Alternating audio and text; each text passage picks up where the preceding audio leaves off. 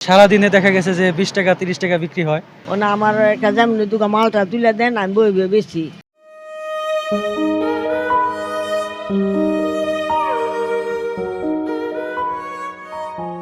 অশ্রু চোখে ছোট্ট একটি টং দোকানে বসে আছেন বৃদ্ধা সালেহা খাতুন। ৬৫ বছর বয়সী এ নারীর চেহারায় ফুটে উঠেছে দুশ্চিন্তার ছাপ। দোকানে নেই বেচাকেনা, অন্ন জোটাতে সংগ্রাম করা এ বিধবা নারীর সঙ্গী এখন দারিদ্র্য আর অসহায়ত্ব। তবুও ভিক্ষার পথ ছেড়ে সম্মানের সঙ্গে বাঁচার স্বপ্ন দেখছেন তিনি। আমার নাম সালেহা খাতুন। আমি মনে করেন বিক্রি করতাম চাই না। আমার দোকান মাল ভরপুর থাকতো তো আমি বিক্রি করতাম না। আজ 12-13 বছর ধরে বিক্রি করতেছি। আশা করছি দোকানটা দিয়ে দিলাম, বই দোকান চালামু। দোকান একটু চা জাল দিয়ে সারাদিনে সারাদিন 20 টাকা বেচি, কেউ আয় না চা জাল তুয়ালে। মানিকগঞ্জের সিঙ্গাইর উপজেলার ধল্লা ইউনিয়নের ভূম দক্ষিণ গ্রামের বাসিন্দা সালেহা খাতুন অনেক বছর আগে স্বামী মারা যাওয়ার পর প্রতিবন্ধী অন্ধ ছেলে ও এক মেয়েকে নিয়ে শুরু হয় তার কঠিন সংগ্রাম। মানুষের বাড়ি বাড়ি ঘুরে ভিক্ষা করে কোনো রকমে চলত সংসার। মেয়েকে বিয়ে দিলেও সে আবার ফিরে এসেছে বৃদ্ধা মায়ের ঘরে। অভাব আর ক্ষুধার কষ্টে প্রতিবন্ধী অন্ধ ছেলেটিও বাড়ি ছেড়ে কোথাও চলে গেছে। কোথায় আছে জানেন না মা। এমন বাস্তবতায় জীবনের শেষ সময়টুকু ভিক্ষা নয়, কাজ করেই কাটাতে চান তিনি। চলবো কেমনে খামু? আমার পুরা একটা প্রতিবন্ধী, চোখ দেয় না, করতে কই গেছে গেছে কোনো খবর নাই। পেটে ব্যথা কই গে বইরে তা কই কি খায়, আমি এমনি একটা অবস্থায় আমার তো মাল আমি খাওয়ান দিতে না, রেখে গেছে গা।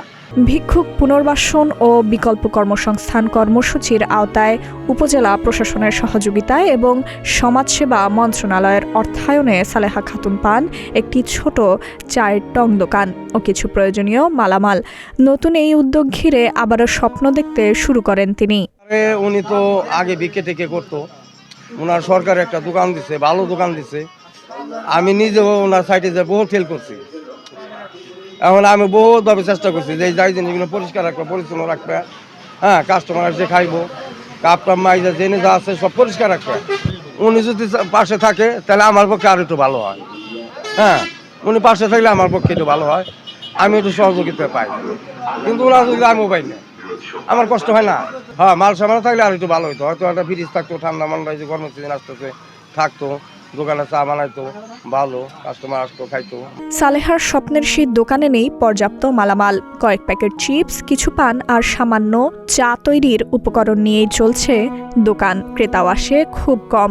সারাদিনে বিক্রি হয় সর্বোচ্চ 50 টাকার মতো।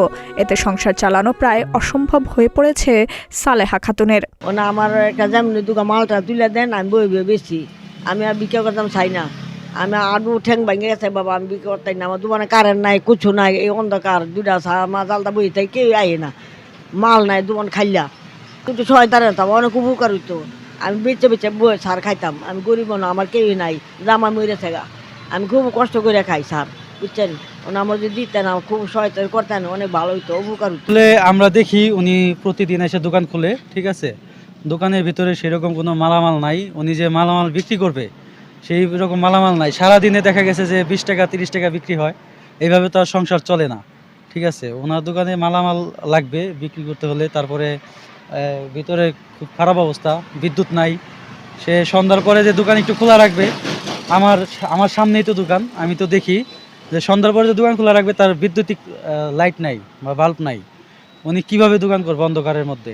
যদি নাকি বিদ্যুতের ব্যবস্থা করে দিত বা পর্যাপ্ত পরিমাণ মালের ব্যবস্থা করে দিত, তাহলে হয়তো বা ওনার সুদিন ফিরে আসতো না। জানা ভিতরে দোকানটা দিচ্ছে ঠিকই, কিন্তু দোকানটা সাইড বেসে হয়ে গেছে। তাছাড়াও মাল সামানা কম, ওইদিকে লোক জনসংখ্যা কম যায়, যার কারণে দোকানটা চলে না আর কি। একটা বিক্রি করে একটা দোকানে বসে, আমার জানা মতো সে এখনো এই যে একবেলা আসে না, দোকান চলেই না। এই আমার পেটের দায়িত্ব বাধ্য বিক্রি করে, তাহলে সংসার চলে না। ভিক্ষার ঝুলি নয়, নিজের শ্রম আর ছোট টং দোকানে ব্যবসা করেই বাকি জীবন পার করতে চান বৃদ্ধা সালেহা খাতুন।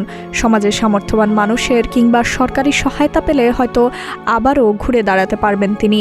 অন্ধ ছেলেকে নিয়ে শান্তিতে খেয়ে পড়ে চলার স্বপ্নটাও হয়তো একদিন সত্যি হবে। ডেস্ক রিপোর্ট, প্রতিদিনের বাংলাদেশ।